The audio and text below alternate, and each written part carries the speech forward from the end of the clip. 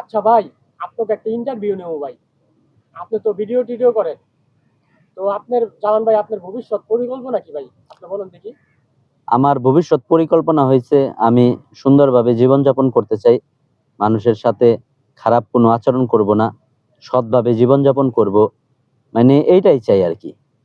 আমার আর ভবিষ্যৎ পরিকল্পনা তেমন কিছুই নাই। আল্লাহ যেভাবে চালাইতেছে আমি ওইভাবেই মানে চলবো, ওইভাবেই আমি অনেক ভালো আছি আলহামদুলিল্লাহ। ভাই আপনার? আমার কি ভাই, ভিডিও টিডিও করতাছি, একটা ভিডিও ভাইরাল হইব, বাস একটা বড় লোকের মাইয়া পড়ে মরে বিয়ে করে লইলাম। আর কিনা আপনার শ্বশুরটা ঘুরমো ফিরমো খাইমো আর ঘুমামো, এটাই আমার পরিকল্পনা, আর কিছু লাগে না, বুঝেন নাই? এটাই জীবনে মানুষের সব এনাফ। আরে আতিক ভাই, আপনার ভবিষ্যৎ পরিকল্পনা এত ভয়ঙ্কর? এ বেটা আয় তো। ভাই আচ্ছা জায়গা তাহলে ইন্টারভিউ তো শেষ জায়গা। আয় আয় এদিকে আয়।